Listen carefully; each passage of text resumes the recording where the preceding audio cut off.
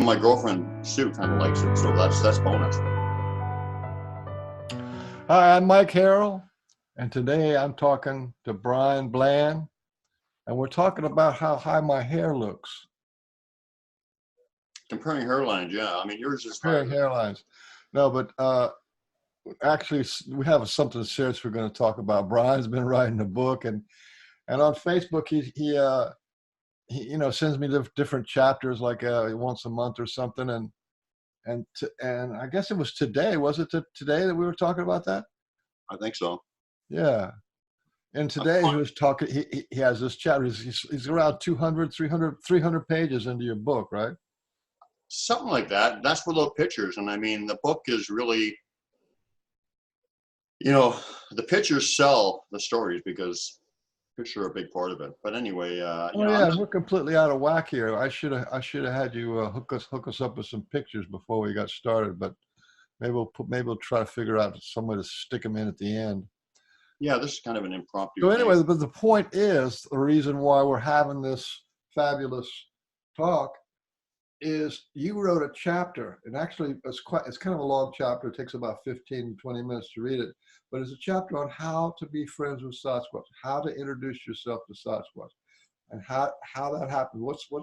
It's not the way, but it is such a powerful universal way that a lot of the people who are having friends and family as Sasquatch and spiritual connection to Sasquatch is how they did it.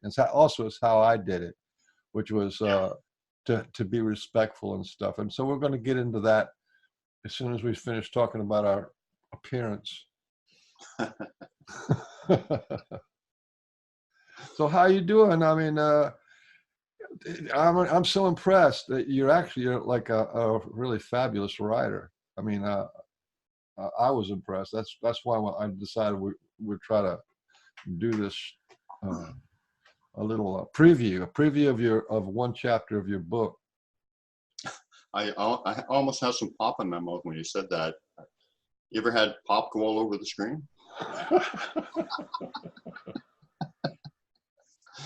Anyway, I can't see you right now because I realized that once I start scrolling down this, it's going to go out anyway. So yeah, I've been really, really good. I just sort of came out of what I would call a lull, where you think, I'm not getting much activity, not feeling much energy, not feeling the connection too much. And, especially early on, people, they get concerned and they say, hey, what's wrong with me? I mean, did I do something wrong? Why don't you like me anymore? I was like that. I got really depressed. Like I thought, geez, I don't have my connection with them anymore. But I've realized the last couple of times, especially this last time, that when you come out of it, it's a time to assimilate all the information that they given you. That's if they're working with you and teaching you. And you also come out of it with a bunch of new ideas and whatever. And I think that is the downloads that I've felt and whatever. I've always, as soon as like one time I was walking on the forest path and I could feel them coming in and through the top of my head, literally. As crazy as that sounds, I know it sounds crazy, but I could literally feel the energy coming in the top of my head, walking in my favorite forest there, and I got the thought, this is for some future time. It's like it's going somewhere in storage, and when I need it, it'll come out. And so when I came out of this last lull, especially where low activity. Yeah, like I said, it was a time to simulate things. And it was also, I think some of that information was released and I had a bunch of new stuff, a bunch of new energy, a bunch of new stuff to work with, a bunch of thoughts confirmed and kind of moving forward like that. Make sense? Well, let me make this clear to the witnessing public that we're talking about 100% spiritual Sasquatch. These are invisible feelings, invisible downloads. They are a spiritual connection. They're heartfelt. Their communications and downloads. This is a spiritual conversation we're having, and in reality, that's pretty much why you have to kind of meet them on that level. You have to be sensitive to those spiritual paranormal things that they do. Well, that's another one of the things that I came out knowing or understanding more, is that their understanding of energy. I mean, time is connected with energy. That's why they, you know, like you said, no time, no space, right? They can place little situations in your path that you walk into in our, you know, in our perception, our 3D life and whatever, where you have a decision to make, like guides or whatever, and they kind of can coach you through this, but you still have the free will to make the decisions, of course, right? That's right. So, you know, that's one of the things they do. But as far as the, you know, the energy, I mean, they can shapeshift. That's how they shapeshift into different animals. That's how they can appear in your room. It's just thought. That's how they mind speak. That's how they place thoughts in your head. That's how they can put an emotion into an energy and you can feel it. Both good and bad. Yeah. And there was one other important one now that, of course, I can't remember, but it will come to me. But anyway, you know, all this stuff is kind of becoming clearer and clearer. And yeah, so like I say, you come out of these laws with a whole different understanding, and it's like a graduation, I guess, or something, right? Well, you know, the people who are, you know, ape only and that kind of stuff, the people who are having a real connection to Sasquatch, you have to be open to the woo. You have to acknowledge it. You have to allow it. You have to look for it. You have to have your antenna open, and then you get enriched. I mean, you're talking about feeling depressed because you felt a lull in that connection, and that means that the connection was good. It was powerful. It was life enhancing. And then, you know, and it was, what are some other things? How would you describe that feeling, that presence, to know that they're around all the time? It's like you're in the presence of magic, and like you're in the presence of great knowledge, and like there's meaning, there's, you know, about eternity, things it's just a wonderful, spiritual, growing, heartfelt. It's indescribable. And you know, and early on when you start getting all this stuff, and then all of a sudden it's kind of like, oh, I don't feel you anymore. You're not knocking, you're not whooping, you know, which they were more audible in my face early on, because it's stages, you know. When they get your attention, then they move on to other things. But yeah, it's depressing because you think, oh, did they leave me or whatever? But like I said, now I understand that those are really important times. So anybody who is that they are working with, who is early on in their lessons or with their connection with them, don't be too depressed about the downtimes, because they never really leave you. And they're very important. So learn to appreciate them and just be patient with them, I guess. Want to throw this out there that I'm not really knocking the people who think that the Sasquatch is just and only exclusively a physical being, or that he's just an ape, or that he's just an evolved, you know, biped. You know, that's okay. I mean, that's not a bad thing. It is important for people to accept the physical side of Sasquatch. But for those of us who are actually friends with them, it is this other dimension of spirituality, of the paranormal, of the woo. And sooner or later, they're going to have to open up to the woo, because the mere fact of them doing research, some people dedicate their life, 20, 30 years, and they put their money into it. That, to me, is woo. That's a paranormal thing, for them to be driven, obsessed, become fanatic about finding out about Sasquatch, even though they're only looking for the physical attributes of it. But they're living in a spiritual quest, so to say, to know more, to find more, to validate. And then most of them end up being pro life. You know, they don't want to kill a Sasquatch. They just want to prove to the world that they exist. And that's a really good thing. However, the juicy part is what we're talking about now. And this is what's so important about your chapter of your book. I mean, your whole book is really pretty fabulous. Um, but this one really kind of got to me. It was like how you should approach Sasquatch to become friends. Because if you're friends, then they pay attention to you, and they're willing to give you feelings and teachings and memories and that kind of stuff. Yeah. Well, there's more. There are other reasons why they connect to you and whatever, but these are kind of like, guidebook, kind of like going out and experiencing kind of things. I mean, there's past life connections. If we're living, you believe we're living a bunch of different dimensions, or there's a bunch of different dimensions going on at the same time. We could be living multiple lives at the same time, right? Possible. Yeah, it's possible. I thought that. And there could be a lot of different reasons why they're connecting to some people. But I think that, not factoring that into it, I think for just somebody who's got a good heart and wants to approach it from I'd like to become friends with you. Somebody actually, somebody who would be reading this and would be reading my book or whatever, there's a reason why they're brought to that anyway.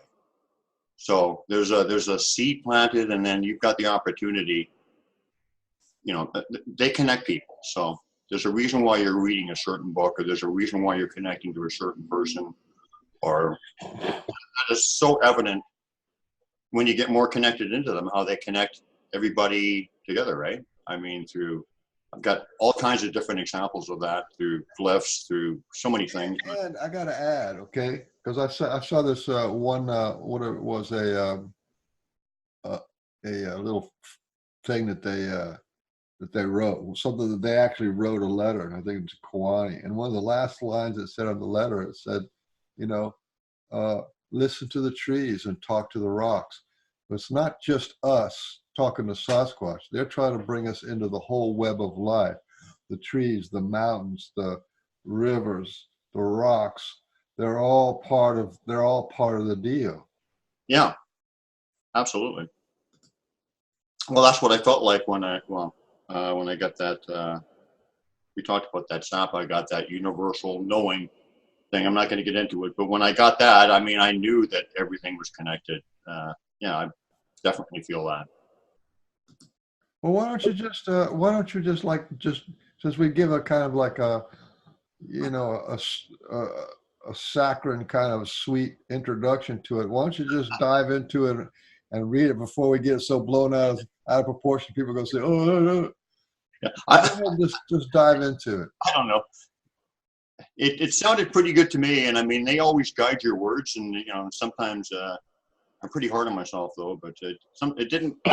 It sounded a bit too good in some places for me, and then I realized, they always guide your words and whatever anyway. So it's amazing. These things are important, so I don't really think that they allow you to go far off base or whatever with things. So this is basically their words. I'm just transcribing them. As far as my book goes, thanks a lot. The thing is, I'm not trying to promote the book or whatever. I don't know what I'm going to do with it. Basically, at this point, I will release it, I suppose, and have it published or whatever. But really, the main thing about it is to just let people see the Sasquatch for what they really are. That's the only thing I care about, because if you can develop a relationship with them, it just enhances your life so much. They teach you, and it's just such a beautiful thing. And like we've talked about before, the conscious shift that is coming, they are part of it. You start getting a relationship with them, then you start getting into that vibration, and you start making a difference. So that's why I want people to read this kind of stuff. It's not, I don't care about sales or anything like that, or anything of that nature, or fame or any of that kind of stuff. I just care about their words and being a spokesman for them. So anyway, but I do enjoy the book too. It's a great book, a lot of experiences. And I'm really looking forward to getting it done, and especially to put the words out there, but so that I can have a copy of it and say, wow, look at this. This is pretty cool. This is like my experience is up to date, right? So this is called chapter 15. And I called it How to Nurture a Relationship with Sasquatch. Now, it was originally how to connect with Sasquatch, but then Sue, being my partner and love of my life and everything, said that sounds a little bit too sterile or generic or whatever. Nurture is a better word, and a relationship is a better word, I think. So I changed it to How to Nurture a Relationship with Sasquatch. And so I'll just get into it, and it's a while, so I hope I don't bore the heck out of everybody, but I do not pretend to know all the ways that one can nurture a relationship with our elder brothers. But I can tell you what has worked for me and offer some thoughts. I have no concerns that my suggestions will put any of our forest friends at risk by anyone who would take these ideas and use them for nefarious purposes. Because the Sasquatch people can read our intentions, and they ultimately, and ultimately any meaningful contact will be initiated by them. That's an important thought. They will know you intimately before they extend an invitation to connect. Respect. The key to a connection with the forest people is respect. Any relationship with them or anybody begins with that. Start from that position and maintain it throughout all your dealings with them. I understand that they are not like us hairless humans in many regards, but I treat them with the same courtesy I would extend to anybody, because that's the best way that I can express respect to them. That's why I know how to do it. So I treat them like I would anybody else. I'm adding a few words in here. So I would say something like, hi guys, so happy to be here.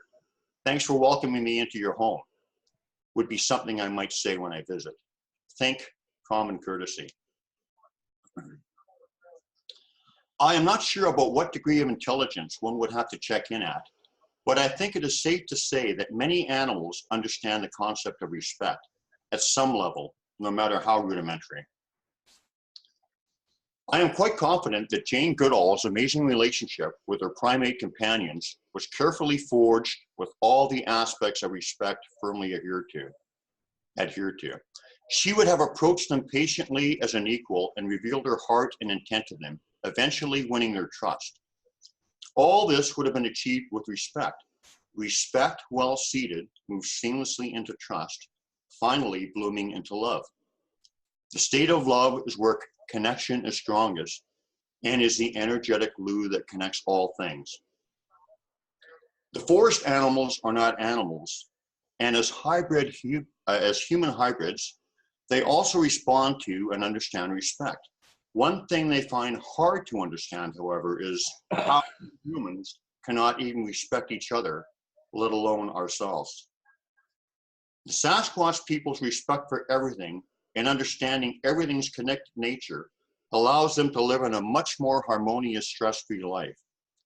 They would certainly encounter some of the challenges that would face any being partaking in the adventure called life, but they would not be bogged down with the petty concerns that occupy our minds. With their big picture understanding, they are not prisoners to the lower vibrational traps that we indulge in. The concept of whoever leaves with the most toys wins would be something they would not understand on any level. Many of the other things we fixate on, such as race, stature, politics, religion, fame, and other fleeting pursuits, are not everyday, or more correct, any day thoughts for them. All these things by design keep us apart. Well, they are all about harmony and connection and the all one.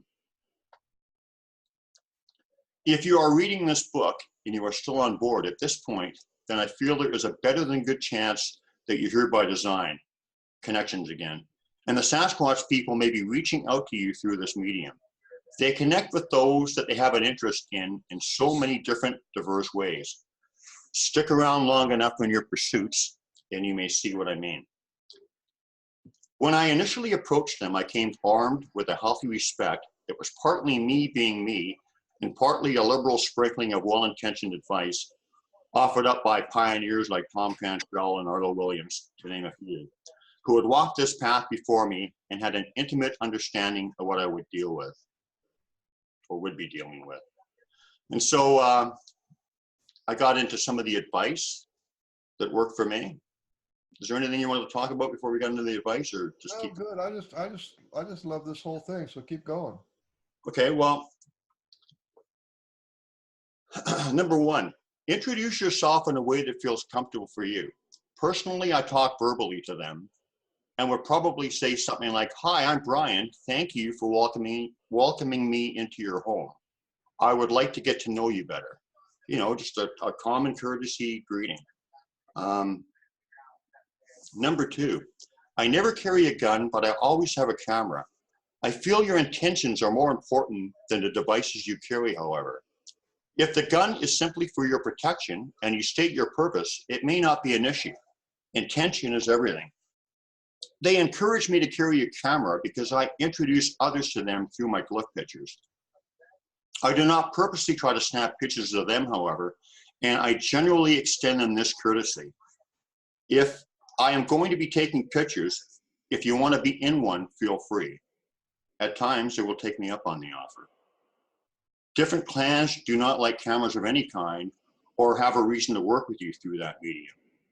There is no cut and dry answer, but if I was to err on the side of caution, leaving your camera at home may not be a bad choice, but intention is everything. And yeah, like I said, all circumstances are different, right? Like I couldn't do what I'm doing if I didn't have a camera because of the glyph stuff and whatever, right? So, okay, Yeah, so but it's still, like you said, is the intention and the respect of just telling them what you're doing and then do what you say you're going to do. That's just common, you know. You're in their space, you're in their house. mhm. So anyway, so continuing on, so about cameras, like I said, there's no cut and dry answer. You'll probably be able to figure it out. But if you're setting up game cams or other technology in an effort to bag the money shot, then you're probably not going to have a meaningful connection with these people. Just the way it is. Introduce yourself and try to make friends. Look at these sentient beings as a people and refer back to respect when dealing with them.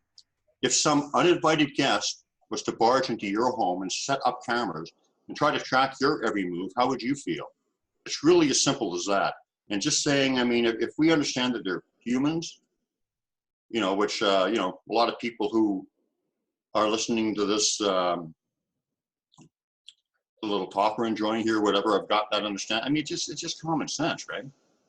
Why would you go in somebody's house and be running around like a banshee trying to get pictures of them and catch them in compromising positions and, you know, and talking trash about them and not respecting them in any way? I mean, it doesn't make any sense. So anyway, I'm sorry for getting off track here. Especially since, you know, like I just finished what is it? I just finished a talk uh, with the Sasquatch with the Bigfoot and Company, which is a channel on YouTube. I did a talk with them last week, and you know, that's the way you have to do it. Yeah. Okay, let me go on, and I'm going to try not to get sidetracked as much. Because they have a psychic connection. Their connection. This is the thing about the all one and no space. They can actually read your mind from miles and miles away. Once they know you and they connect with you, they know what your intentions are and they know what you're thinking. Absolutely.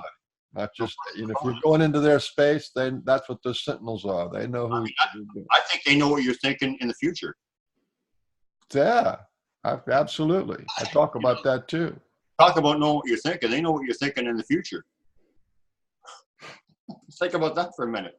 So, okay, so yeah, I'm back at the camera thing. Sorry, I'll try to maybe leave the discussion more at the end. So when you are talking to them, treat them as an equal. Do not talk down to them like they are a child or some forest critter. I might change the word critter. I'm still editing, but anyway. They have a high degree of intelligence and appreciate it when they are addressed respectfully as equals.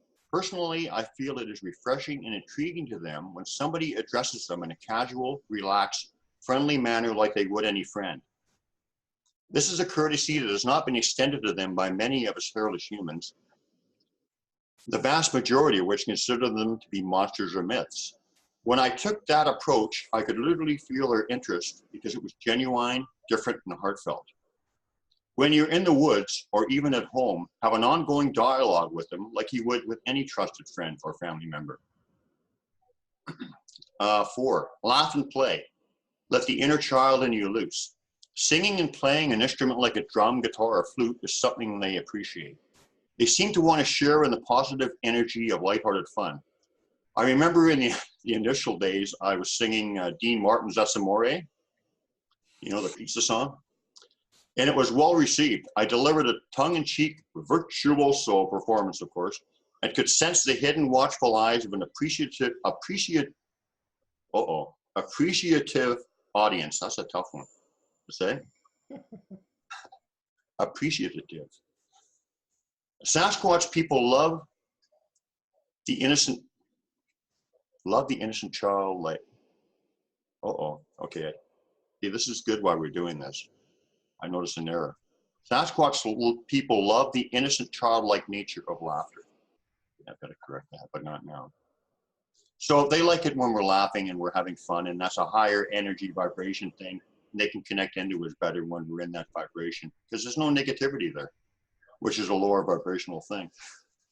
It's not only to do with because the kids and whatever, which is they love the innocence, but that's because kids are in a higher vibration anyway. So you know what I mean? Oh yeah.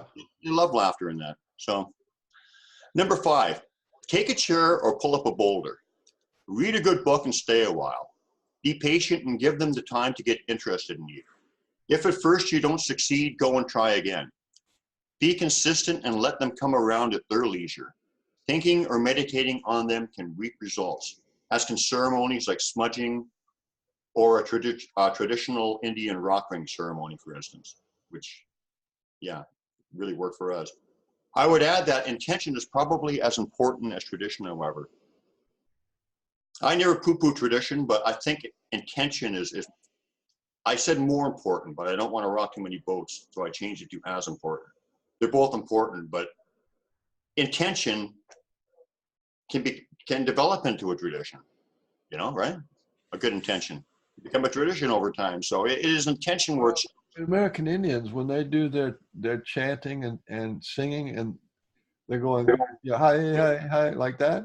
Those aren't words. That's not a sentence. That's just their intention. Their whole ritual is intention. Yeah. They put their intention of whatever it is they want or whatever it is they need to feel. So it's all about intention. It's a shaman thing, actually. Shaman's all about intention. Yeah. So if you're able and or feel confident enough spending time in the woods where you know or suspect they reside, do it. Go there as often as you can and allow both parties to become comfortable with one another. At some point, you may notice how much they anticipate your visits and look forward to them. You might feel their acceptance through their loving energy greetings and or gifts. Rocks, feathers, and seashells are among the gifts commonly offered by my locals. If they gift you with their hair, consider yourself blessed. That's a real special gift. An overnight camp out alone in a remote area where you're forced to face your inner boogeyman is considered a test of one's mettle and something they greatly respect. Getting over one's fear is key, and they will not approach us when we are in a state of fear in a meaningful way. Fear is a lower vibrational energy, and connection with them is generally felt in a higher vibrational state. Excuse me. Number 6, they are more than aware of your intentions towards them and will respond in kind to good ones. There may be some rare incidents of aggression towards those that would harm or disrespect them, but generally they will just ignore these types. The purer your intentions, the better the results. If your agenda is a personal one, right with the pitfalls of greed, personal gain, malicious intent, or personal fame, then your results will reflect that.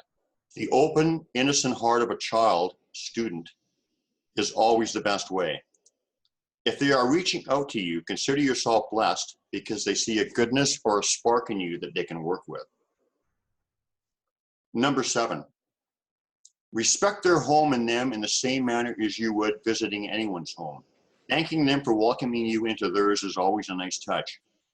Be a good, respectful guest and leave their home in the same pristine condition you found it. If by chance you do see trash littered about, haul it out in the garbage bag if at all practical. Your efforts will be noticed and appreciated. Really true, too. Be very selective. This is 8. Be very selective of those you share your areas with.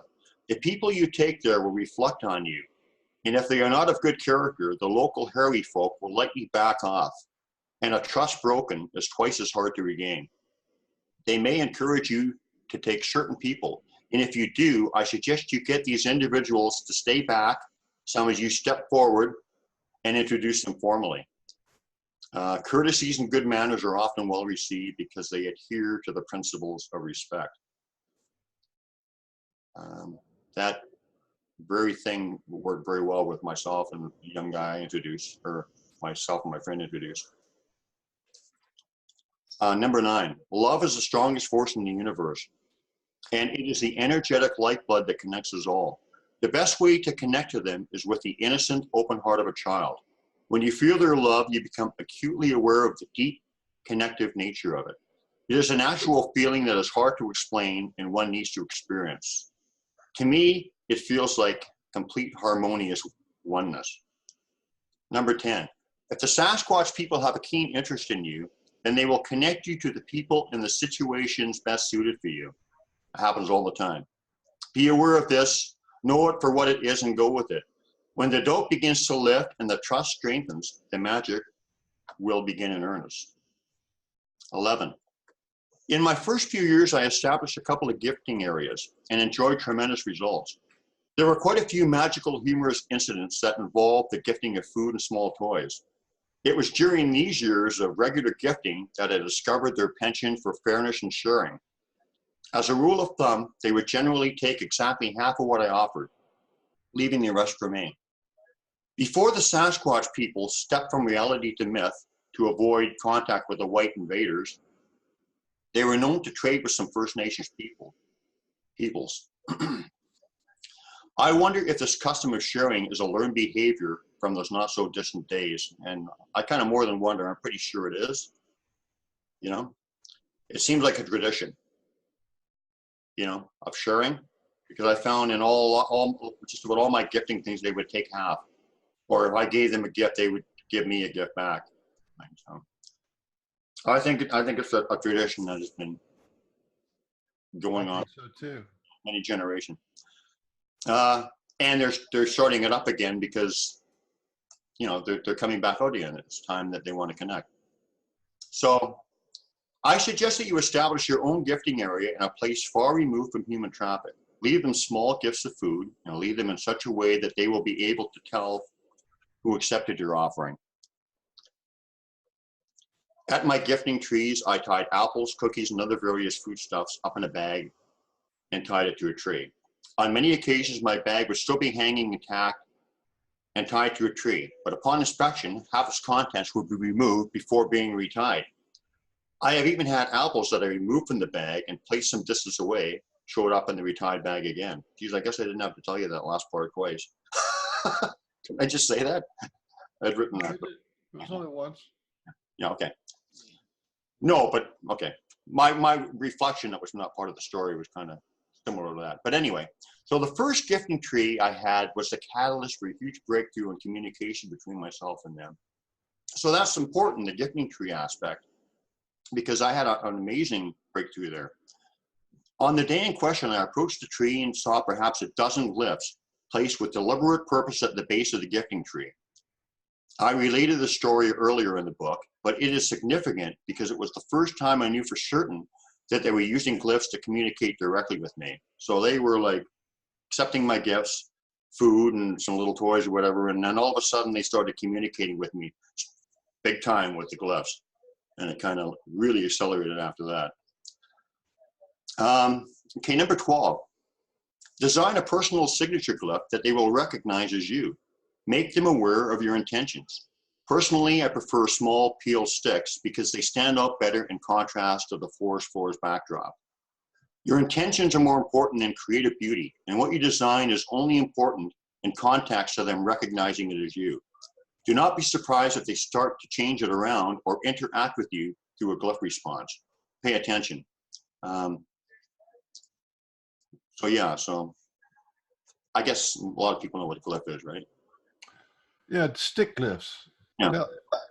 They're Take some little sticks and make a little sign or something and say, "This is me, guys." Be consistent with it. Leave it somewhere where you have an interaction with them, and like I said, let them know this is me. Or like I said, they're way ahead of us, but still, give them the courtesy, guys. This is my symbol, and they might start playing with you with it. I mean, I've suggested that to a few people actually, and it was amazing. They've done it a few times. Actually, both times I think I suggested it to somebody. They started actually changing it around like right away. So, okay, so it's something. The glyph thing it is a good thing to start a communication with them. Something that they seem to really want to communicate with. Okay, this one was a bit much, but I thought, you know what? I'm going to tell you how to connect with them, or my opinion. I'm not an expert.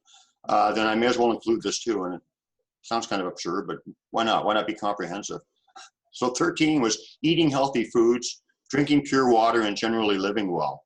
I could do better in that regard, but I also understand that a healthy body carrying less impurities is able to tune into the higher vibrations with less interference, right? When your body's pure, and as we connect with them in the higher vibrations where they naturally reside. So it doesn't seem maybe that important, but actually it is. Pure water, pure food does enhance it. So this is in large part why some people connect with them and others don't, and that's because they're in a higher vibration or whatever, where they reside. 14, be aware of coincidence or what you perceive as such. I don't prescribe to the idea of coincidence in large part, and I think most people in an awakened or awakening state would agree.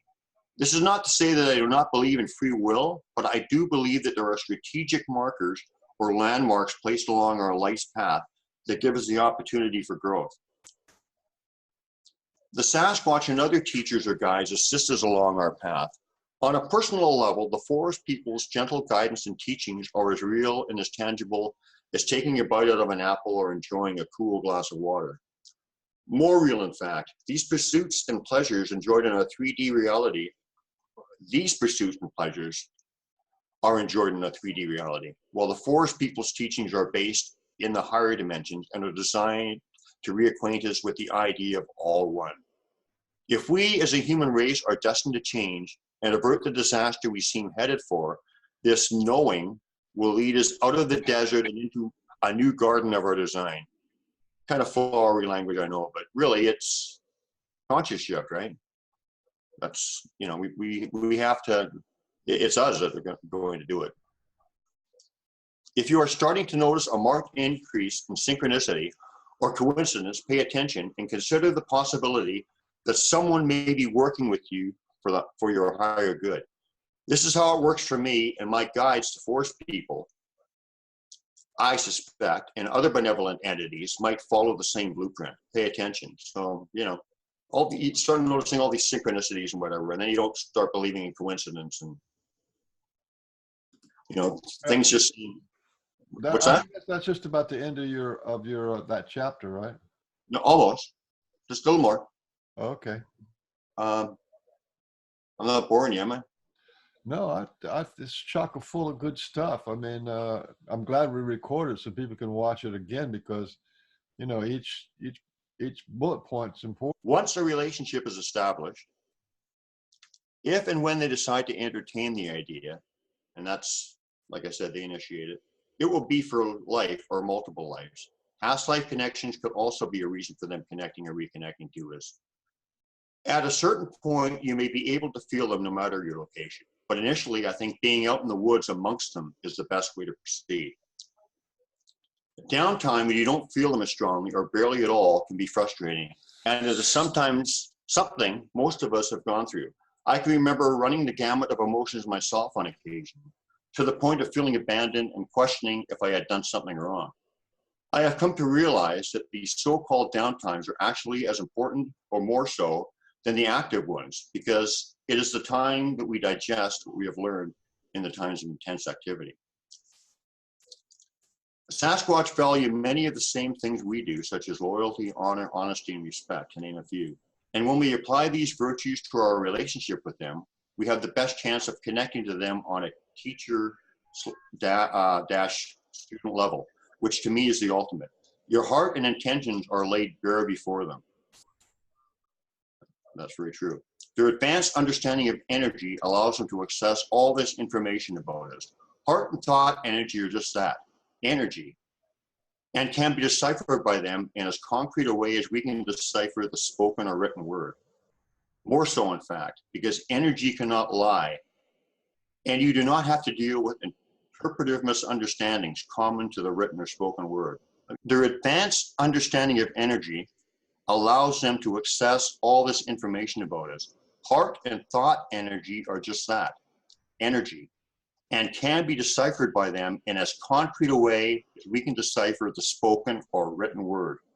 More so, in fact, because energy cannot lie, and you do not have to deal with interpretive misunderstandings common to the written or spoken word. That's good words by them. That's amazing, because the actual definition of consciousness is that consciousness is the feeling of energy, and all energy has a feeling. And if you increase the energy, you increase the consciousness. Or if you increase the consciousness, you increase the energy. And that's part of their teaching. And they give us bigger feelings. And when we have bigger feelings, we become more conscious. It's pretty powerful stuff. Well, like I said, I mean, you know, they guide my words, and they guide the people that they want to talk about them. And I don't want to say spread the word. That sounds like but you know. I wanted to say something about their mind. You know, here's the thing: is the people who do a lot of meditation, human beings who do a lot of meditation. If you do a lot of meditation and you quiet your mind, then you elevate your energy, because the mind takes a lot of energy to rattle on all the time. Then you elevate your energy, and when your energy elevates, then you can become vast, and at some point you can be filled with light. And there are human beings who are so filled with the light of the Creator that their light comes out of their eyes, you know. And there's other beings who do meditation. Look at my eyes. Yeah. I see. I'm just teasing. I see light in my glasses. I'm just joking. And then there's other human beings, you know, that they call them masters, who can go invisible. Yeah. And then appear in front of a student somewhere 1,000 miles away. They just appear. Okay. Well, the Sasquatch can do these things. And what the point I want to make is their mind works very simply, but it's vast. Our minds work very complex, but we're narrow and small. The more things you look at, the more things you know, the less things you're connected to. So they don't have to know everything. They're connected to everything. And this is completely different than the way humans process stuff. They have, like you were talking about, they see the future, and they can actually give you memories that go all the way back millions of years into the past, you know? And so they carry us, and then they carry the whole collective of all the Sasquatch who are alive and all the Sasquatch who have ever lived. They have a connection to this, but you can't do that with a complicated, sophisticated, or rational mind. You have to do it in sort of a very simple, vast, open mind. And a lot of people just confused. They think that these things are dumb or they're retarded or something like that. They're not. They're completely expanded. And in that expansion, you exist, and they can connect to you psychically, from the heart level or the soul level, and they can teach you because they know where you've been, sometimes, like you said, multiple lifetimes. You know, it's clear to me that they know us for multiple lifetimes. I mean, it sounds crazy. Some of this stuff sounds crazy to me talking about. So like, I'm kind of like, but then, you just, what the heck, man? I mean, you can't be taking half measures. You got to talk, say it as you know it, right? So yeah, I believe that definitely we have connection to them from other lifetimes. And then the other thing for me, which I will talk about my experience, is because I did a potload of meditation. That's how I can, I'm looking at through that lens, of I've met enlightened men before, and then so there's a comparison between an enlightened human, a living perfect master, and then a Sasquatch, and I can see that they're like on the same level. They're very Wow. high beings. You know what I mean? And Wow. we need to know that the Sasquatch are on the same level as the great saints and the great godmen of India. You know what I'm saying? If Oh yeah, to I be would able think to so. put your mind out there. As a matter of fact, I would think, I'm sorry, like I would think that on some ways they're probably even more of a level, a higher level. It's entirely possible because I could go into that, but because if you talk about in India, right? Yeah. Where do the gurus go to become enlightened? They all go up to the mountains of Tibet, and they go up to the mountains and they Yeah. sit in caves, and it's like a spiritual retreat for them, and then they achieve their enlightened state. So if you ask me, the Sasquatch have a hand in it. You I know, don't know. I mean, some of the stuff I've seen the Sasquatch do was so advanced that I just can't imagine any human even. I mean, I think we have the capabilities to be there with them. We all have that capability, and I'm sure there are a few select few maybe that are, but boy, they're way up there. I mean, they can, like I way said, up there. like we were talking about earlier, they can teach you a lesson in a split second with a thought place. You look down and the answer's right there, or like I said, they're knowing the answer to something like a year or two ahead. They can put a thought in your head or a lesson there, and you don't understand it right there, but you take note of it, and then a year or two later, something happens, and okay, now I know, and it's just. They know you're going to hit that understanding at that point a year later or 2 years Well, later. they're living in a timeless place where if you're involved in time and you can go beyond this linear event time, Yeah. they that gives them a whole different thing. So they know events that are going to happen in the future, and they can plot for it, and they know what difficulties you'll have, and they can boost you up. There's a lot of things that they can do. Here's the thing that I wanted to finish up my thought on. When I understood about they started teaching me about the all one and no space. When I understood that they were in my house all the time, that I didn't go out in the woods. They were in my house, and I could feel them like I can feel them a little bit now, What I did is I formally invited them into my house. I said, well, uh, you know, I'm just going to say you can come into my house anytime you want. My house is your house.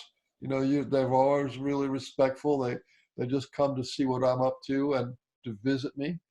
And so I said, I want to welcome you into my house. As long as wherever I am, you can come and be with me, right? So that was like one level, and that's a common courtesy because they can already come into your house. They already have that ability to go through, whatever, because they're invisible and they're conscious connection. Their energy's there. And I, the I, second I, thing I did is I understood as if they talk in my head and they poke my feelings and they're teaching me, right? That means that they're also in my body. They can take over my body, or they can visit my body, and they can look out my eyes, right? I knew that. But then, and this is not something that everybody can consciously say that they would like to do, but I invited them into my body. Just as like if my body was my house. I said, look, here's my body. And if you want to come and check me out, you want to come and hang out inside of me, then okay, because no problem. Because it was like a trust. Because in fact, it was a formality. It was a respect because they can already come inside your head. They can already come inside your heart. They can already guide your soul from inside you where you think it is you.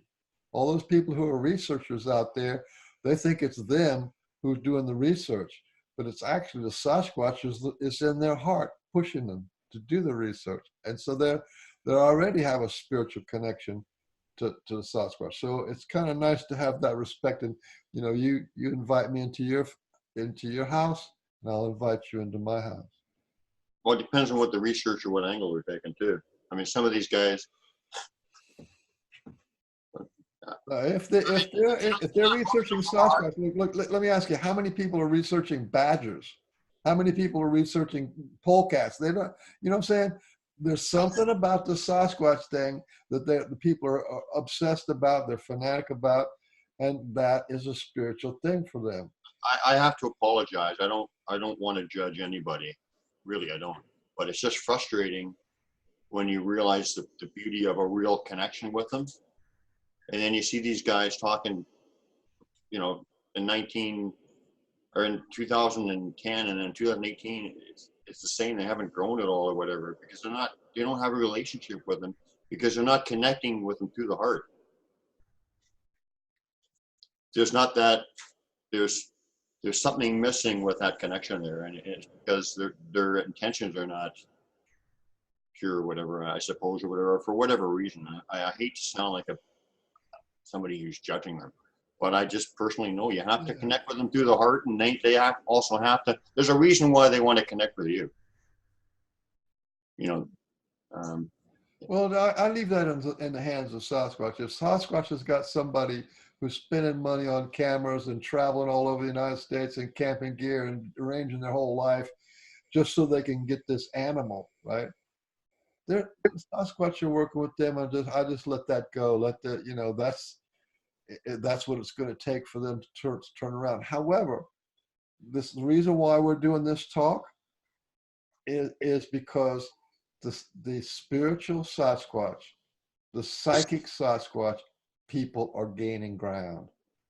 I see it all over the internet. More and more people are opening up to the mind speaker. More and more people are opening up to the psychic connection. More and more people are seeing that there's something really paranormal going on here. Well, I mean, if we're going to have a conscious shift and it's actually being underway, that's got to be the case, isn't it? It's got to be the case, yeah. Be the case. I mean, it's at some point, so they're going to have to look out beyond their blindness. And then there's the ET people. There's people having experiences with angels and stuff, and every other kind of cryptid. And this stuff is just blossoming. It's all psychic. There's the psychic dog man, and there's the people who are doing fairies and elves and gnomes and brownies, and they're having these things coming around their house, and it just goes on and on and on. At some point, you're going to have to say, look, there's something going on here on a big scale. Well, yeah. I mean, if we were the only two guys talking about it in the world, we might a couple of wingnuts or something, but we can see that what we're talking about is gaining momentum, right? Like it's like a snowball going down the mountain that's big. You mentioned Arla Williams, right? Yeah.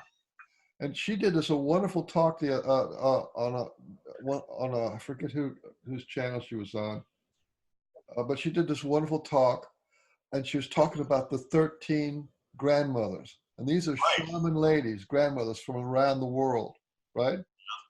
And these are high spiritual beings. And a lot of traditions, like in Tibet and some places, it's the women, the grandmothers that hold all the knowledge. And so she's hanging out with these, helping them do stuff in America and stuff in little programs. And one of them finally came up to her and said, "You're going to talk. You're going to talk. You're going to start talking." And what ended up, it was she was going to talk about Sasquatch.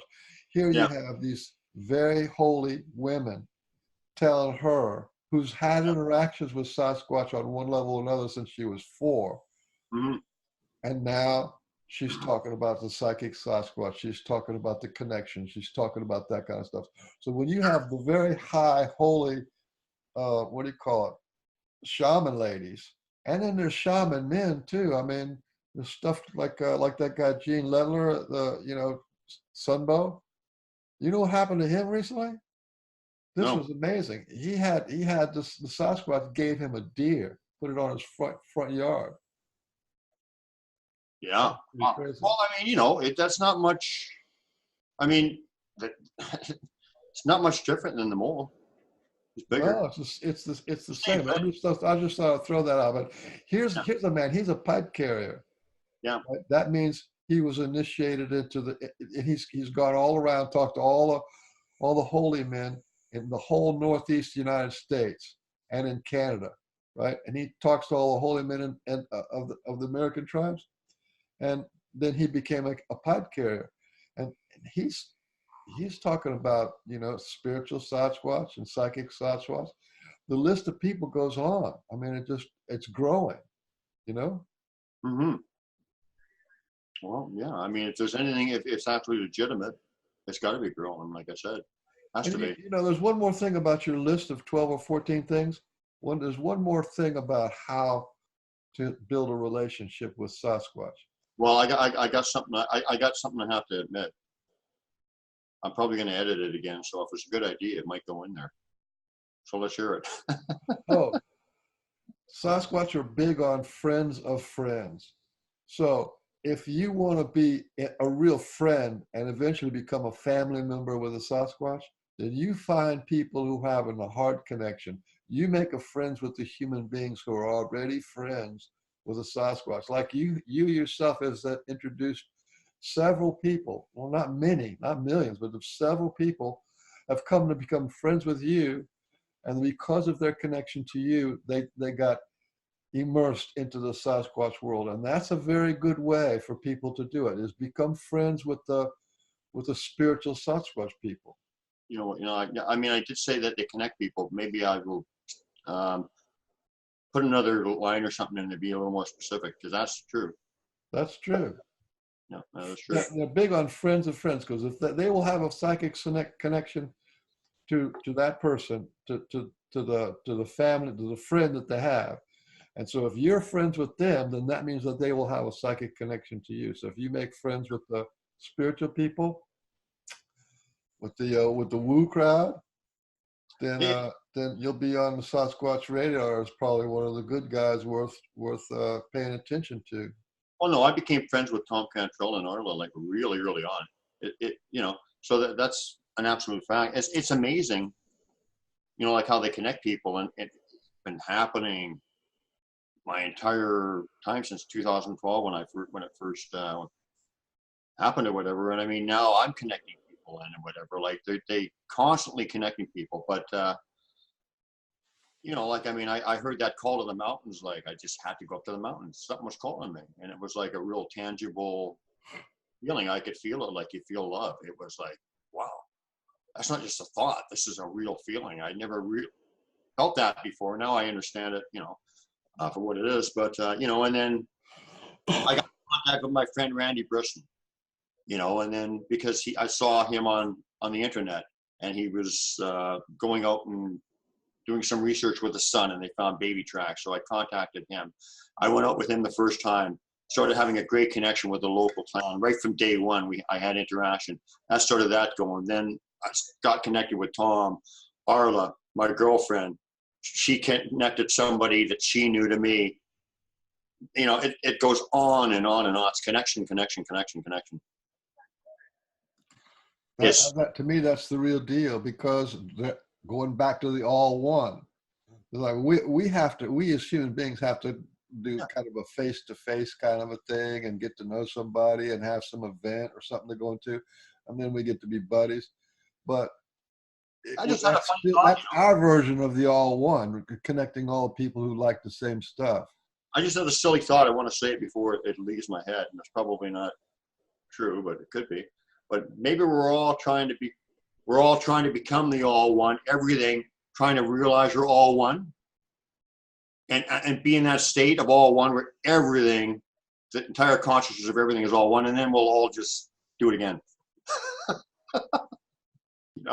Why not? Or we'll have a choice to do it again. I don't know how it's going to play out, but I know what I do know is it's fun, and it touches your heart every day. I was not a tree hugger, and I was not an animal. Oh, come on, you look like Oh yeah, But let me tell you, I've had some pretty nice experiences talking to trees. I had a wonderful experience talking to rock. It doesn't.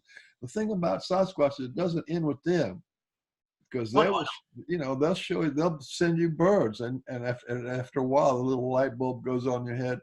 Oh, that crow or that owl is sent by them to look at me, or for me to say hello to it, or something. So it's the whole of nature that you're actually opening up to. I love that rock story that are going to include in my book or whatever. It's amazing. That was a really deep story, man. I mean, yeah. I mean, when you're talking to rocks and you're getting information, that's pretty connected into something. And I totally understand it too, because rocks, everything has consciousness. So ever since I talked at Tom's convention there, I talked at the convention recently. Like I said, everything just seems to, like, the activity just explodes after that. It's I've been getting like some amazing glyph messages. Sue and I went for an amazing camping trip last week where we had like some just beautiful stuff happen, like gifts and stuff, and supernatural things. It just really feels connected in right now. Like, it's out of the lull, like I said, that was a big assimilation phase, and into like a kind of a higher understanding, and then going after some more understanding or whatever, kind of at this point, But yeah, I mean, some of the glyph messages I left, we had one the other day that was just amazing. They've been leaving us these houses, glyphs, and we see the houses like a home and whatever, and they've been leaving it in various states of repair or various states of construction, I mean, and I see it as a stability of our relationship, right?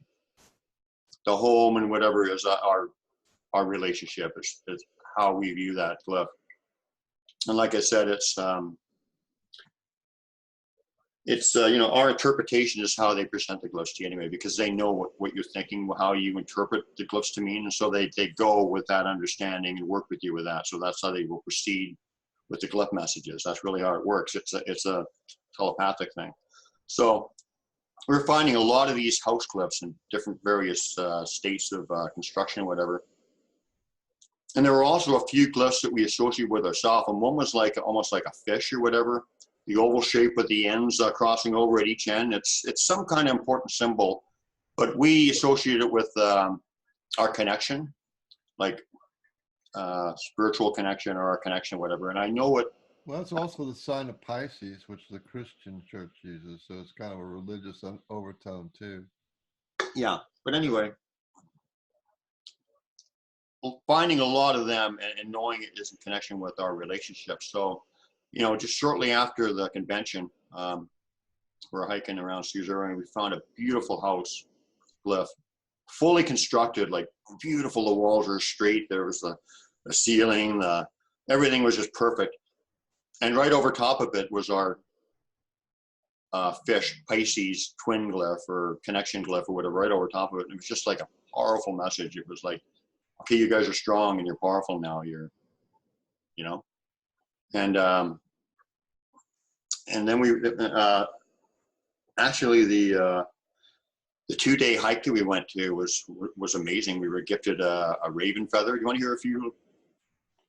Yeah, whatever. I think we're already getting close to an hour, so just do what you want to do. These ravens were with us the entire 2 days. And ravens can sometimes, I mean, the Sasquatch can see through their eyes. The ravens are really smart too, right? And these ravens were hanging around with us for 3 days, except for about a half a day when these ladies, I don't know how they came out. I don't know how there's 10 million acres or whatever, like a whole province of wilderness, and we're way back camped out in the bush, and these ladies come and camp 10 feet beside us for the first night. This is odd, but anyway, we were really patient about it and thought, okay, this is good. But the ravens, they didn't do anything the whole time they were there, right? Oddly. But anyway, they're watching us the whole time or whatever. And Actually, Sue and I, at one point, we were laying these blankets down by the beach, a little beach by the creek. Beautiful sunny day, and we just laid the blankets down. And the X glyph, you know, two sticks forming the X, is a friendship welcome sign. It's very, very common one. The most common one I probably recognize with them, that and the A. And we had just laid the blankets down, and the ravens watching us from the other side of the tree and whatever. And a couple minutes after we laid the blankets down, we're talking. We looked down and we saw a X laid down right between us, but a good portion of it was laid on top of my blanket. So it was absolutely impossible that it was not laid on there after we laid the blanket down within you know, within a couple minutes, right? And it was a perfect X. Yeah, I think I saw that picture. I mean, a perfect X laid right there. That's like a hammer over the head, like we're here watching you kind of thing, right? So. And they're invisible, so like, you know, you just turn your back and they're there, and they say put it there. Yeah. No footprints. Yeah, so we're watching this raven watching us from the tree across the creek and whatever, and then suddenly he just flies by or does this beautiful call or whatever. Like they have all kinds of different calls or whatever. It's just like, it's beautiful out there. We're all alone at this point. The girls have already left. Like I said, they didn't do anything when the girls were there. You know, I got thought in my head, I'm going to go back to the fire, and I think I went back for a reason, but you know, the reason I went back to the fire was not for that. The reason is because they wanted me to go back there. Like it's another thought placement kind of thing, because we had just been there maybe 10 minutes before, and I went back to the fire, and we had a stack of wood stacked there, and right beside the stack of wood, lying perfectly, was a single raven feather. Wow. Laying right by the stack of wood. So it was a gift. It was absolutely a gift. And I remember feeling the energy and being really emotional about it and how beautiful it was and whatever. And Sue and I both took a number of pictures of it by the firewood, just where it lay. You know, if you wanted to document it and just get pictures and tell the story and share the beautiful experience or whatever. But I don't know. Later on in the evening, where Sue says, "Hey, let's look at those pictures and whatever and whatever." She took about 3 or 4 of it, where it was beside by the wood, and I took 1, maybe 2. But I looked at my pictures and they were gone. Every other picture. This has happened before. I've told you this, where they took pictures off my cameras. Actually, it's happened twice in the last week again. I've heard it from other people too. They took those pictures I took of that feather by the pile of wood. It was gone. Probably because there was something in there maybe they didn't want us to see. I don't know. I think sometimes they do that when they want to do something personal, and it's not for everybody on the internet. No, that too. That's definitely true.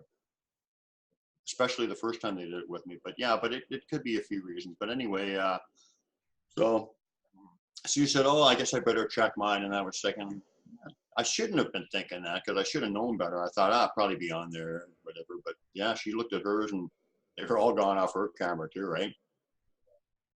So they didn't want those pictures seen for some reason, but they let me take a video of it.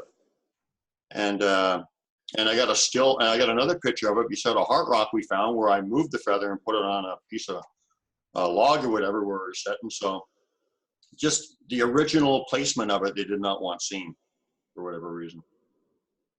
So yeah, and then we've been having all kinds of little glyphs showing up at the house, and just messages. Well, that's the thing, and you're living kind of in town enough.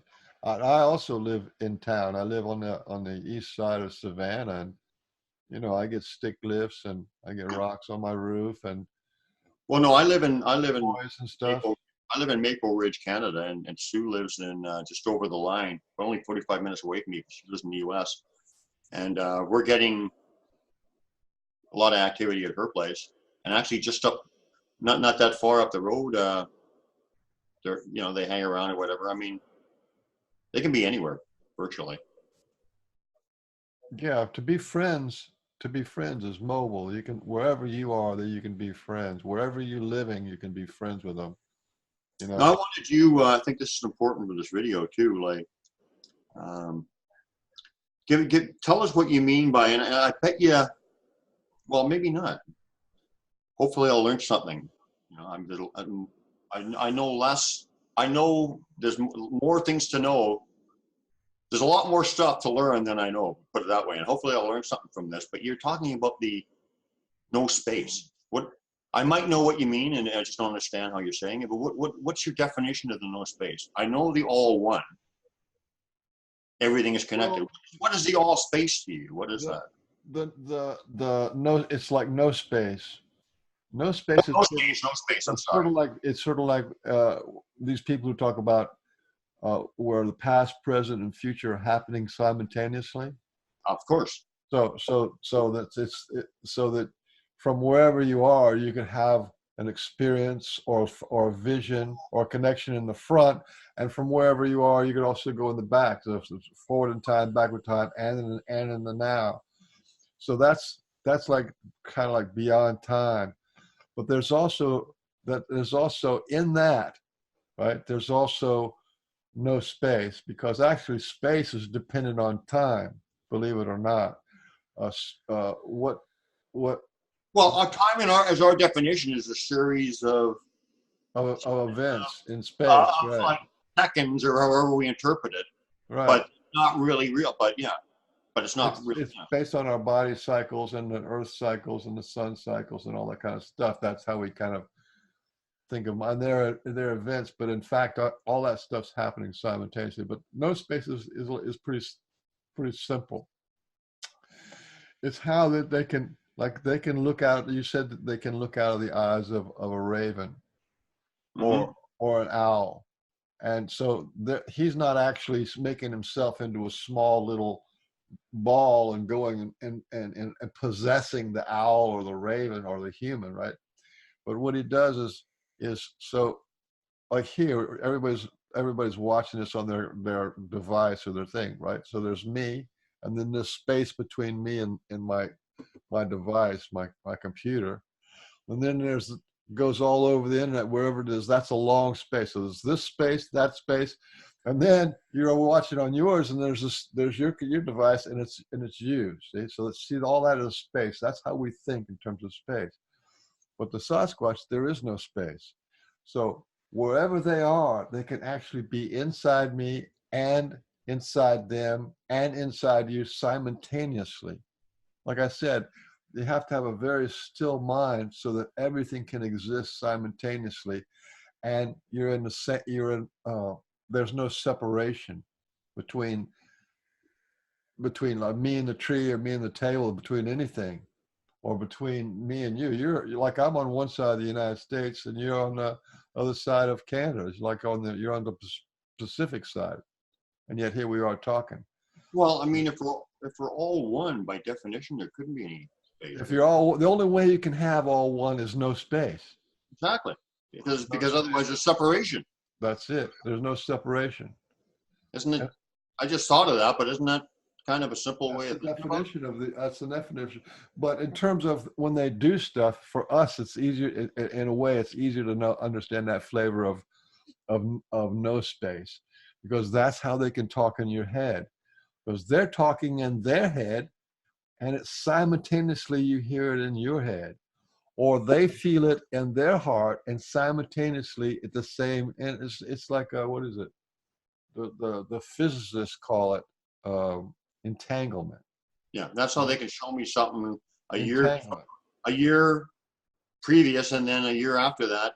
Oh, okay, now I know why. Because Yeah. they already knew that answer was going to be there for me. That's why they gave me the first one. There was no So, space. so, so There no was space no. would be absolute entanglement of everything simultaneously. It's not Right. just two. It's not just two little photons that are connected. It's the whole of everything connected. That's what the all one is, and that's what no space is. And that is the fundamental ground of reality. That is not woo. That's physics. No, I don't think it is woo. The more you understand about it, it's really, really, really simple. It's very simple and Yep. vast. That's the Yeah. problem. We can't grasp it because we're thinking little news bites, little bits of information. But when you calm all that down, there's this vast field of everything that exists. Yeah. Good stuff. And I think that's the direction we're going as humanity. Yeah. Yeah. And this guy too. Yeah. Look, he's got a little green eye shine.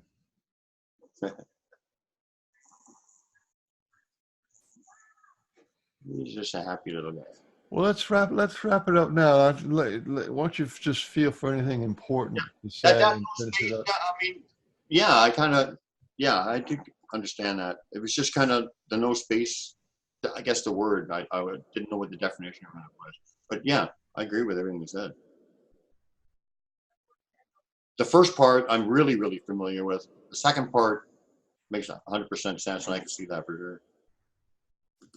Yeah, it's just a different way of saying all one, because if you say the all one, all people, like in our heads, we think of a big room full of people are all mushed together or something or whatever, but it just gives you it's like another flavor of saying the all one. I think what I said, or not me, because honestly, I don't like to take credit for anything I say when I'm talking about them, because it's like they will. If something important, they'll give you the what to say, you know. But that, but yeah, I mean, the idea, I mean, it's very simple. If we're all one, there can't be any space. There can't be any separation. No There's no separation. separation at all one. That's like three little thoughts that kind of like, like define it. Three little words that define it perfectly, don't they? Yeah. I mean, four words, because all one's two. So all one, um, separation, and no space. I mean, you can't have that. Yeah. Yeah. And which, that's why I said, that's why I was willing to let them into my body. I said, okay, well, you want to come in. I'm not going to offer you resistance and tell you to keep out, because they're already there, because they live in the all one and then in no space. Have you ever felt like a light switch go on inside of you when they come inside? I did. One time I felt one going. Well, they can do all kinds of things, mostly just for teaching. But for me, they don't really give me a whole lot of big boost. But don't forget, don't forget, I was the one that they stuck their invisible hand inside my heart and initiated me into heart light meditation. So every time I lay down and go to sleep, I'm doing my heart light meditation. And when I do my heart light meditation, they come. Like tonight, I took a nap today, and I could feel my heart just glowing, right? So it's like this love vibe, glowing energy, you know. And then this vision of a giant foot just resting on my chest. So this is like every day for me. You know what I mean? And so I'm sitting here being all like buzzing and happy and like breathing and doing my thing, and it's like, and there they are, you know. Yeah. You know The what? whole universe can fit in your heart. A lot of people don't know that, because of the all one. Repres- Heart represents the all one. Everything fits in your heart, which is love, right? Everything can fit inside your heart. So when you're in your heart, and that's where the respect comes in, that's where the friendship comes in, that's where the connection comes in. It's all heart space. You made me think about something funny that happened early on, about the footprint you said or whatever. I think you talked about a footprint, didn't you? Or maybe it wasn't the footprint point. But in any event, I had a gifting tree.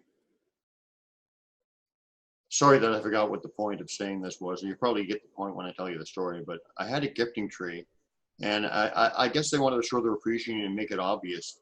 There was right at the foot of the gifting tree was like a huge footprint that was definitely like placed there with effort, with emphasis, like, hey, hi, like, yeah, we're here and we're taking it, and hello, so sorry, the point escapes me of why I said that, but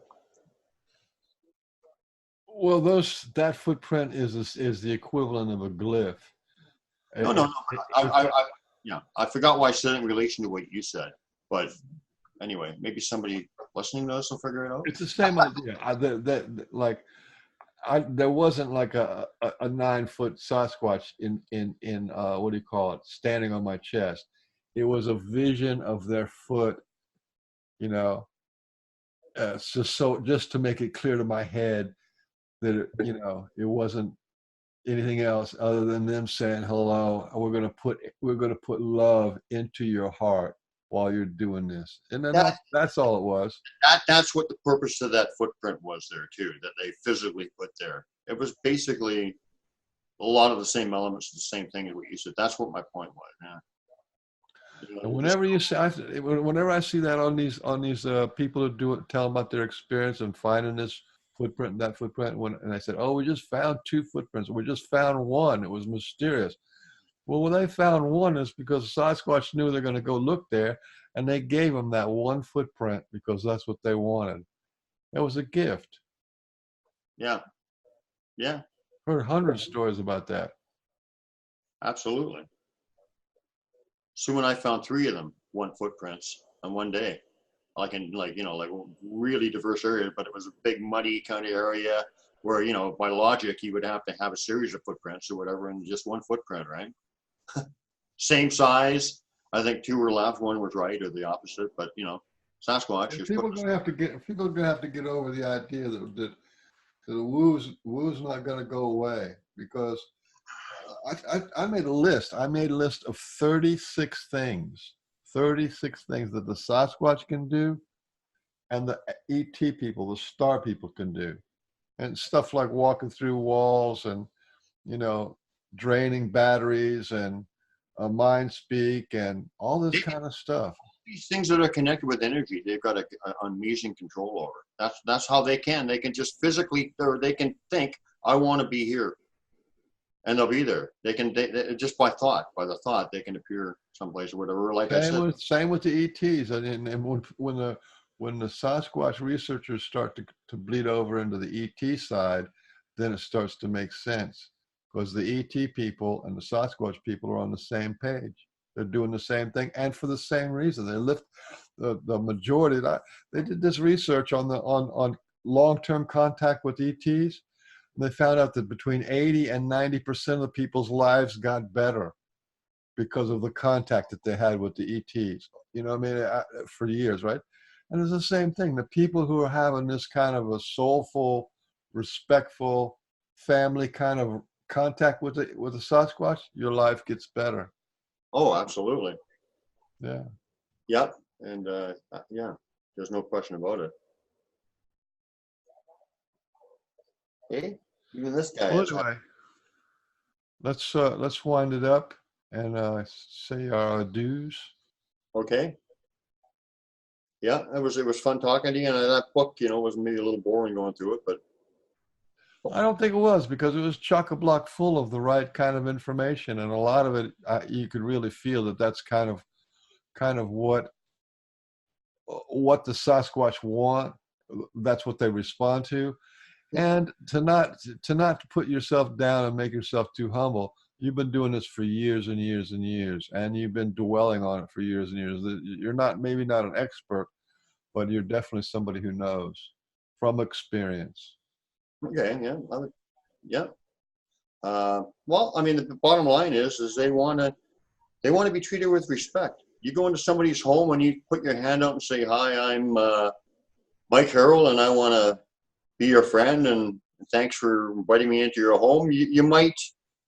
They might say, "Oh, this guy's a nice guy," and pay attention. Initially, they might pay. If you go in there, like, yeah, whatever, and do it, just be a wild Or drinking beer and throwing the cans on the floor. You know what I mean? and everything. I mean, are you you're gonna immediately, you're just gonna not pay attention to them. Yeah. You gotta appropriate. Is that a word? Appropriate? I don't think you've got to approach anybody from yeah. I was joking. You got to approach anybody from a position of respect. If you don't start with a position of respect, you're not going to get anywhere with them. Absolutely. Approach them from your heart in a position of respect, and then they will. Like I said, there's many reasons why they contact you, but that's so rudimentary. It's just the basic. If they're going to become interested in you for that reason, if you approach them from respect, and that is going to at least get their attention. Yeah. You know, and then respect them, and respect them on all your dealings. You know, like they don't deserve to be treated like monsters. They don't want to be known as monsters. They're, you know, they want to be they want to they want to be. I think they'd like to be known as people. If you can't see how high they are in terms of spiritual beings, it's because of a very poor religious atmosphere in America. We don't have very many people who are enlightened, you know, I mean, we have a few healers and stuff, but when you go to India, in India, any place, anybody who can go invisible, talk in your head, help you out, raise your spirituality, they make them a god. You know what I mean? They worship them as a god. And we should have, and reverence. You know what I mean? We should have a certain amount of reverence for these these magnificent people. Absolutely. So that's, you know, I mean, it's, yeah, Respect. It's respect, reverence, appreciation.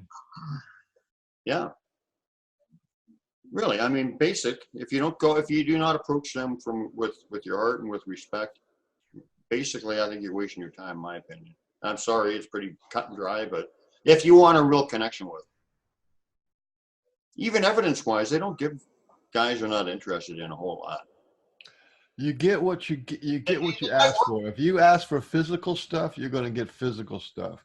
They, If you they might ask for work with heartfelt them. stuff, you're going to get heartfelt stuff. If you ask for the highest understanding in the universe, they will give you that. You see, the thing is that these guys are serving a purpose too, and I'm not judging, but I mean, they're working for the Sasquatch too because they're reaching out to a large public and putting them in their consciousness. You know, so they're serving a purpose like everybody is, but they are Listen, not. and all those people who are out there, they're experiencing 100% woo every day. They don't realize it, and they go, "Oh, I feel like somebody's watching me. That's woo." Oh, it feels like somebody's following me. That's woo. Oh, it feels like I shouldn't be in this area. That's woo. I could go on and on and on. Almost every step of the way, they're experiencing woo, and they don't recognize it. So Well, no, it's not woo. No, it's not woo. the But thing is, every single thing that they do is full of woo. sometimes it's a religious spot, you know, they or whatever, or just something Yeah. shape. Yeah, but yeah. But I mean, yeah. But I mean, just my point is you know, they are still serving a purpose and Oh, working for the I'm Sasquatch. all for it. But personally, they will not get a connection with them. They want to understand the connection part. They want to. Here again, like remember when I talked about the ETs? If you look at the beginning of the ETs, right? There's people who's just back in the 1940s and 50s, and there's people like they're all afraid. Oh, there's going to be an alien invasion. They're going to eat us. They're going to rape us. They're going to take us. It's, you know what I mean? And it was fear, war of the worlds, and all this kind of stuff. Remember all that was going on back then, and then it got in. And it wasn't until you know they started getting then a few people got abductions, and it's oh the abductions is terrible, terrible, terrible. You know, people getting taken and raped and right. But now they're finding out that everybody who had an abduction, their spirit went up, their psychic abilities went up, their connection to the earth went up, their connection to God went up, everything went up. You see what I'm saying? So, so right now, with the Sasquatch people doing the same thing. There's some people think they're monsters, they're going to kill us, they're going to rape our women, and then they're monsters, or they're apes. You see, they go through the whole thing, the same kind of steps that went through with the ET people, with the star people. The Sasquatch are going through those same steps. So that's kind of where we're at, and it's okay. They go through that step, but all those people, you know, because it used to be nuts and bolts, and everybody wanted to get the footprint of the UFO. They wanted to get a piece of metal from the UFO, and they want to know how the UFO. You see, it was all about the physical. Yeah. Nobody talks about the physical now. They don't talk about there's a landing print. The whole physical craft thing. They don't even show up as physical craft anymore. They're these orbs that change shape and stuff. They don't even land anymore. See, the whole thing changes You know why? You know why? Probably because the solar crafts in that procession was important for the perception of people at that time. You know, if they're trying to make contact, how can we make contact? Oh, we'll have a bunch of flying saucers. Now that now people are familiar kind of with that kind of thing, like they don't need to use the saucers or whatever anymore. Now they're They using a don't need different. them anymore. Yeah, I mean it's sort of They don't like need them in the same way anymore because they can be these light bulbs, light balls or orbs or something, or invisible. It doesn't really matter because the real thing is the connection with the people who are on the craft, and they become your brothers and your family members, or they become your teachers, and they give you gifts of awareness. And you know how many people get in contact with the ET and they get physics downloads, history downloads. You know, there's these ladies, you know, who don't know anything about math and they got this advanced physics in their head and stuff like that. That's real common. Betty and Barney White, or was it White or Barney Hill, I think, whatever. Hill? Right, sorry, Yeah. not Benny Hill. Oh, that's another song. Benny Hill, you know that guy who's chasing the. So anyway, going back to that is it's okay for the people to be Yes. in the you know, it's physical only, no psychic connection. Physical, physical, physical. You know, even the ones who thinks they want to shoot them and shoot them and shoot them, well, that's okay. That's a phase, because remember that they want to get the military to go alien invasion, and you know. I don't know. I mean, they're fine. I mean, they're just not at a point where they want to get another understanding, whatever. But my only point is that those guys are not going to get a connection like what I'm talking about, No. which for me personally is the way you want to go. You want a connection like with a brother, with a teacher, with an evolved being that is going to, like a guide. I mean, it's just such a gift and a wonderful life enhancing thing. I mean, that's what Sasquatch is about to me. It's not about some, you know, I'm going to say it, Magilla Gorilla jumping around in the woods. Remember Magilla Gorilla, the old cartoon? Remember that cartoon? Yeah. I do not think, and sorry guys. Magilla Gorilla, he was along the same time as Yoga Bear. Magilla Gorilla, yeah, he was around that time. But they're not monkeys running around in the bush. You know, they got a lot more to offer than that. They got a lot to teach us now. There's a lot that we need to do, because we're like as far away from nature in the big cities as you can get. And we need to go back to recover some of the things that were lost back then. Yeah, absolutely. Yeah. And then the other thing, which is something that the Sasquatch showed me and the Star People showed me, is that the Star People really want to come and have bases on Earth, but they can't do it because we shoot everything that looks different than us. So there's a gap between, you know, because if something comes in and doesn't look human, people are going to shoot it. You know what I mean? So there's no way we can become a galactic civilization until we learn how to deal with and embrace the Sasquatch and then the other animals on the planet. And because, you know, galactic people don't go around, you know, killing buffalo and you know, all the kind of weird stuff that we do. So there's going to be an interface there where we have to learn to embrace the Sasquatch, and then the dog man, and then all the different other cryptids, and then all the animals. And people have this because there's already animal communicators, psychic people who communicate with animals. It's already a profession now, you know. And there's people who have psychic connection to the dead people. That's all that stuff has to mature and become part of mainstream. I know the Sasquatch are physical beings because I've seen their habits, and they do things the same time of year, and they have lice, and they just do physical being things. So I know they're physical at the same time. Absolutely physical. But what do you think? But I'm wondering, you know, like some of these entities that contact people, like a lot of people, they associate more with fairies or gnomes or dragons or whatever. I mean, I think that these messengers can present themselves to you in whatever way you receive them best or are more connected to, you know, like, you know? But I'm wondering if they're all physical, or I mean, it's interesting. You know what I mean? I know the Sasquatch are physical, but they're also interdimensional and whatever too, and they also have like amazing capabilities. But some of these. I know several people who have had an entire lifetime connection to dragons, and I know another lady who had an entire lifetime connected to a bear, and the bear would talk in her head and teach her stuff.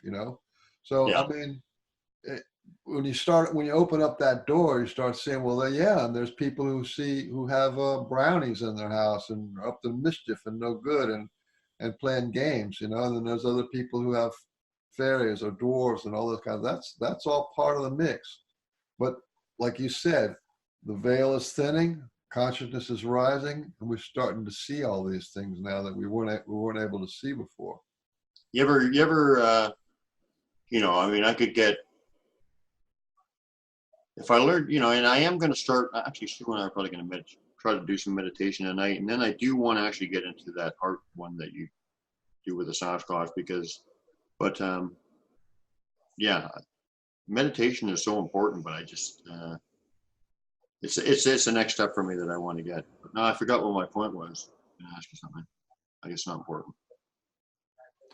All right, let's call it quits. We've talked for 16 hours straight. Yeah. Yeah. Okay. Anyway, good luck with your book, and thank you for letting me read little bits of it. It's going to be an amazing book. Even if I'm the only one who reads it, I'll give you that. Well, I think there'd be a couple people who read it, but it's just to give people a different perspective of Sasquatch, and hopefully and do something to enhance. Look, and this whole thing isn't complicated. Like I said, they are vast. They have vast minds, but they're actually very simple. They're simple in their thoughts. They're simple in their feelings. Yeah. So it doesn't have to be a super sophisticated. You feel the all one. When you feel the all one, you don't have to get complicated. You just feel the love of connection or whatever. You don't have to get complicated when you feel the all one. That's what I felt. It's very simple. Humans are complicated but small, and the Sasquatch are very simple but vast. That's a good message to end on. Yeah. See ya. See ya.